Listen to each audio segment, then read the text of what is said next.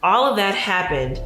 And in these moments, I'm like, I don't feel good. Like, I don't feel okay.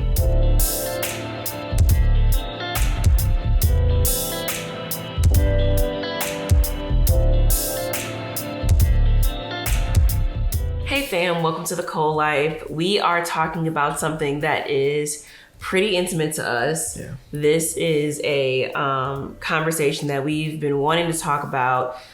We just wanted to figure out the right timing. And we really want this to be a very transparent channel. Yeah. We've tried to be very open with some of the struggles we've had and just the realities of marriage and faith and growth and things like that in our lives, because this isn't a reality TV show. This is real life for us. We are just trying to share our experience and hope that we can build conversation. So today we do want to talk about not just the biggest argument in our marriage, as if it was a single moment, but the most difficult season in our marriage, which was last year. Real quick, if you haven't, don't forget to like, comment, and subscribe. Get to see some of our highlights and our happy moments before we just dive into this deep conversation. 2020 affected a lot of people in a lot of ways. The pandemic hurt a number of people emotionally and just caused challenges in their lives. For us, it affected us in a little bit of a different way. 2020 was a time where we were juggling a lot. Yeah. There was a lot of different dynamics in our lives. I was traveling for my job, and we were also having a baby, our first one, in the middle of a pandemic, living with family, and also running a real estate investment flipping company on the side as well. Yeah. So there's a lot going on. And we were building a home. Yeah. I was going to say, us building a home was probably one of the biggest projects that we've ever did together. And we learned a lot. I think the situations that we were going through alone were a lot, but then the complications and the complexities behind them is what started to lead into, like I said, probably the most difficult season of our marriage. It started with, I think there were seeds of the issues that were planted a little bit earlier on in the process with some of these things that manifested later in the year pretty significantly. And a few of those seeds were, when it came to business in general, when I started the company and I started my career, etc., I was really, really giving all of it to God. This was worship for me. All of it was for Him and His glory. And I would pray consistently about every decision I made. I would pray about different career moves. And I would pray about different investment opportunities and where we put our money, and just trusting Him to give me wisdom and guidance with each step. I think at some point, inadvertently, subconsciously, something started to slowly shift for me, where the more I did things and the more comfortable and confident I became in the process, in the result, in the success, somehow I started to trust myself more than I was giving it to God. And I began to make decisions without including Him and without including Lexi. The way that Brian thinks is very logical. So if it logically makes sense, then it's yes. And for me, I think during that time where I felt the switch was when I would ask, did you pray about it? You know, even if it was just a home, I believe, even if it looks good, a situation can look good, doesn't mean that God is saying yes to it. Yeah. And so I was very much of let's pray, let's see where this goes. I don't know. That also included the contractors that we were working with. I was I am not a very trusting person when it comes to people that are working with us. You know, it takes time for me to build trust, and I have boundaries on that. And it's funny because I feel like we both were very trusting people, but I felt that you were a little more trusting in this. I definitely was. Yeah. And I think, I do believe this to a degree, that God gives us wisdom to make decisions. God gives us skills and abilities to do the things in life that we do. And I don't need to necessarily pray to God whether I should brush my teeth at 8 o'clock or 8:05, right? There are certain things that He equips us with to make decisions in life.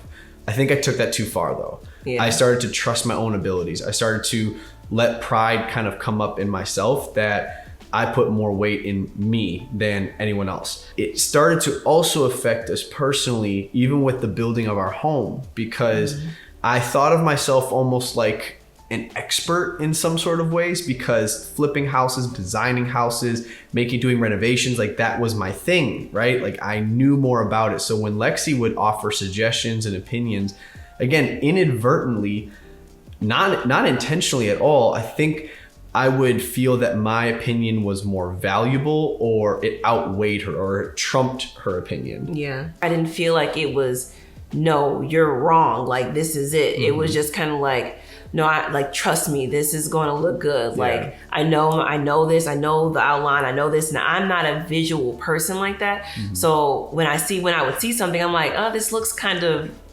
small, or this looks kind of weird or funky. And he would say like, no, I got this. Like, this looks great. And I'm like, are you sure? Like, all right. And so that would cause a lot of issues. And it was to the point where Lexi was giving me her thoughts and opinions, even on the flips, and saying, I don't know if you should trust the contractors like this. I don't know if you should give them, this deposit if they haven't done X, Y, Z. Like, she would give her very intelligent and wise opinions, but I would kind of brush them off. And I said, no, it's okay. They're great. They've done this. They've proven themselves. I do trust them. We've done a lot of work together. They would never do this. And I would make all these excuses. Long story short, even with the flipping company that we were running. And our house. This team of contractors was working on both at the time. And I trusted them because we had worked with them for some period of time now. They had done a lot of things to earn our trust and gone above and beyond. Mm-hmm. But at that point, they had come into a lot of financial trouble. And to be straight, they took the draws that we had given them and the deposits on a number of projects all at the same time and took all of that money and left. Including our house. Including our own home. Yeah. And so they depleted our entire savings. And on top of all of that, she also said that she didn't feel it was wise to put the same contracting teams who were doing our flips working on our house. And she didn't trust the quality of work because they're used to flipping homes, not doing new construction. And she just didn't trust to give them that many projects all at the same time, that they would be able to handle it and treat each one with the quality that we needed. Truly fantastic advice. And in the place that I was in, I just don't know if I was hearing it. All of the stuff that happened hit the fan, like all at once. The contractor stopped working. There was stuff that was done to our house that we ended up not liking, having to change and stuff like that. We had to redo a lot of stuff. The money was gone in our savings to the point where we didn't have much. And we were actually in the negative for a while. Yeah, we were actually in the negative for a while. And so all of that happened. And in these moments, I'm like, I don't feel good. Like, I don't feel okay. Long story short, we ended up having to, leave our rental house because our lease was up. And then we ended up having to move 4 or 5 different times because we just had to stay with different people or go different places. We couldn't find a place to stay for like 3 to 4 months. Yeah, it was to the point where our therapist, as we're talking through this, had to tell me, like, you are going through like situational depression right now.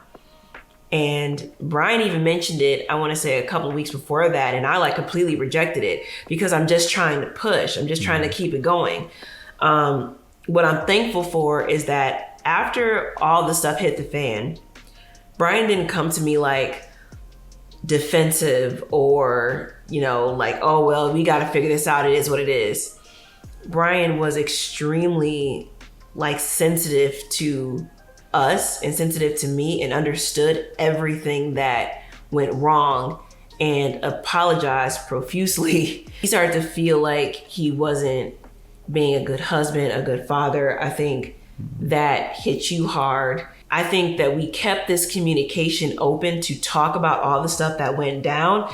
And I think that's what helped us the most through that season, because I didn't want to hold anything in.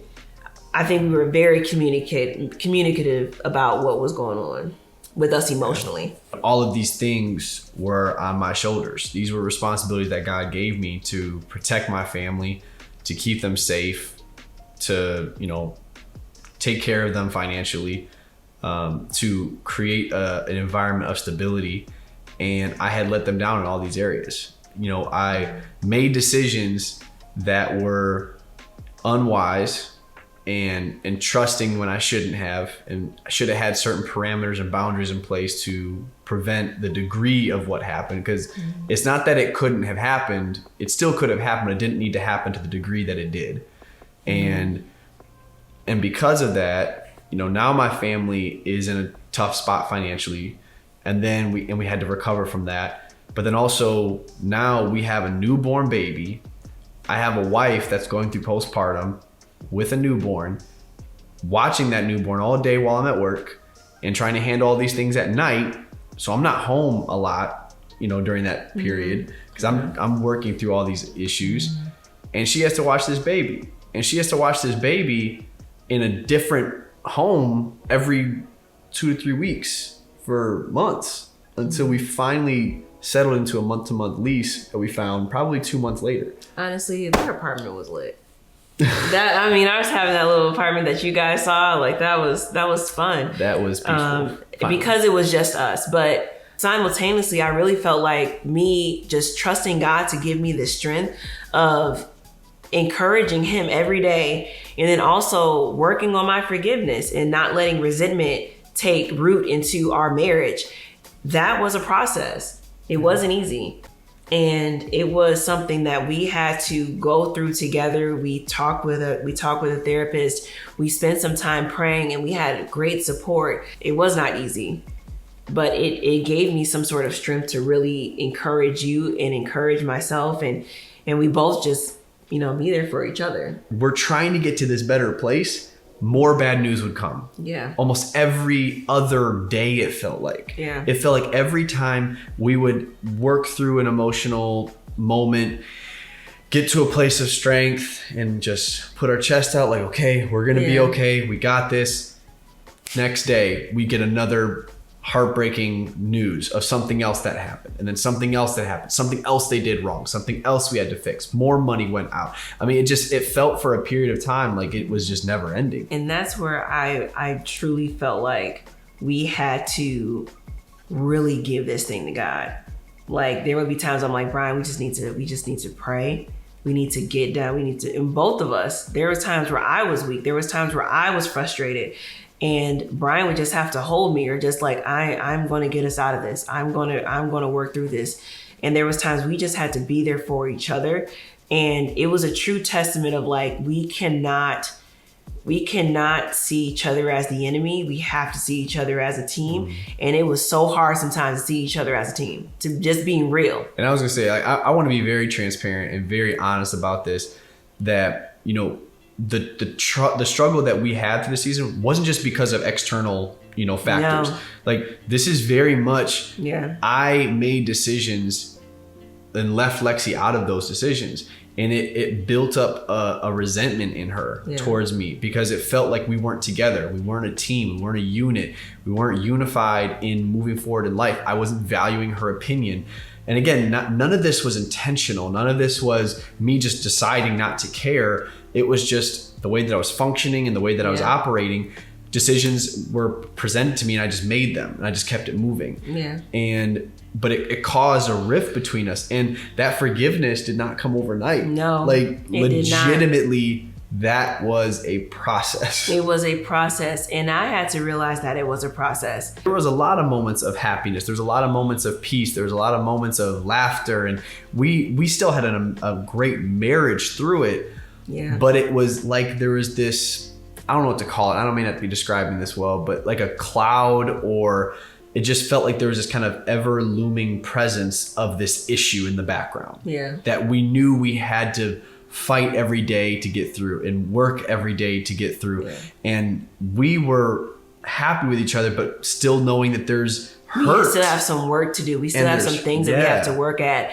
And I think that's real. We want to be real like that, knowing that we have fun and we were doing fun things, but also realizing that we still had some stuff to work on. And what's interesting is we're calling this like the toughest season in our marriage. Mm-hmm.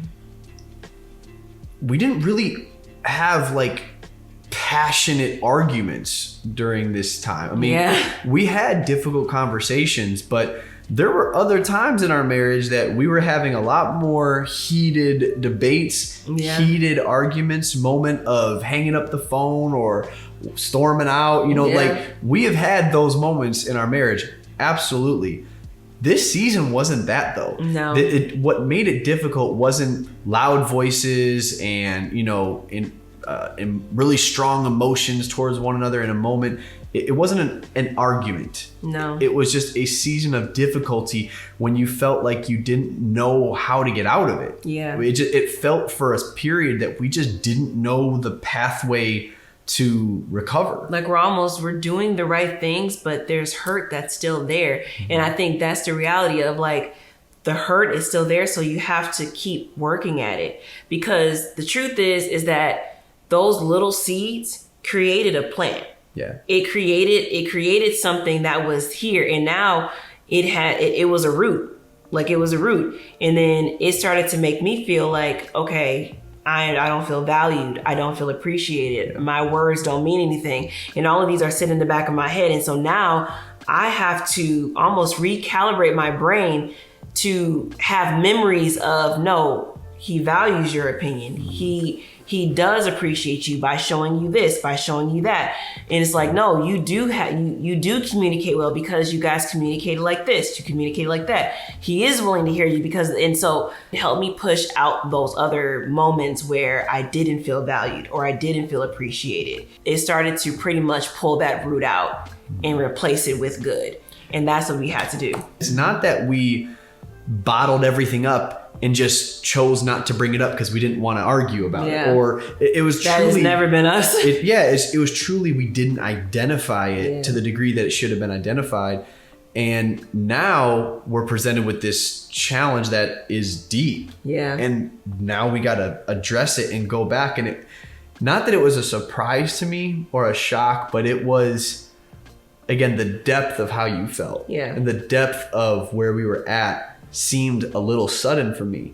And so it was like a moment that I had to have of like facing myself in the mirror and saying, I have literally two choices to make, or I have a choice to make, two routes to go. I can decide to be defensive and refuse that's not me and I didn't mean to do that and put up my walls so I can protect myself, or I could be vulnerable in this moment and hear her, listen to her pain, and accept the fact that this is how I've maybe treated her unknowingly for years. Yeah. If we look at how did we get out of this season, I think there's a few factors to it, but I think what I would contribute a lot of our success to is a realignment with God, number one. Yes. Getting to the point where I said, God, I literally cannot do this without you. Mm-hmm. And almost being afraid of being outside of his will. I think that's a place of being uncovered and exposed to the enemy and to life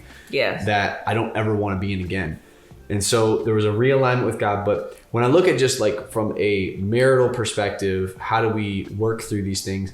I think it was truly because we had a foundation with each other. I really question how or if we could have gotten through this season if we didn't previously build up a foundation of communication, a foundation of trust, a foundation of understanding and knowing who we were at the core of our being. Yes. If Lexi couldn't fall back on knowing that who I am is a man that always tries to improve and grow, that always cares about her, that always will put her first when I'm aware of it, those things had to be rooted in her deeply to be able to overcome what she had to overcome and forgive. Yeah. I think also we have proven to ourselves that we are willing to put the work in. Our quote on our marriage, I would say, is our willingness to change. Not that we change for each other, but we change because we know that we need to grow. We're going to continuously grow, and we're willing to make this marriage